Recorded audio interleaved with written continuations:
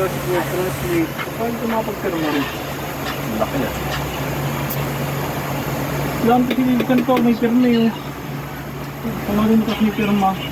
Ano kaya? Ano kaya?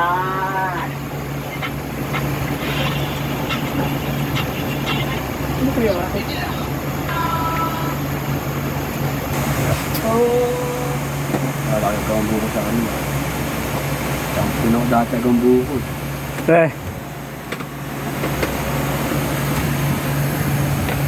Doon mar nagsumali dati sa ano eh, pahabaan ng ihi eh. Labas yung photo natin, pahabaan ng ihi eh. Puta eh. Champion yun, tapos yun. Ang dami na tinakbo namin eh. Hanggang dito siguro, hanggang ano. Dalawang adjust may ano, galing kami sa taas, pinatok-tok. Kapalayan namin na kukuhanin yung buko.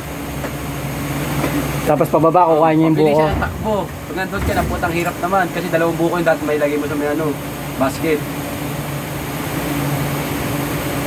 Kampihan yon. Di ba kampihan yung paggagawang buko?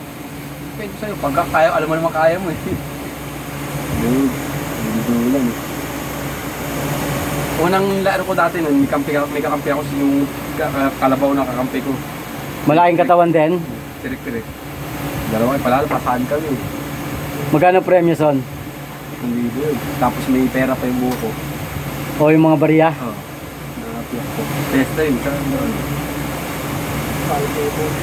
Palsebo rin.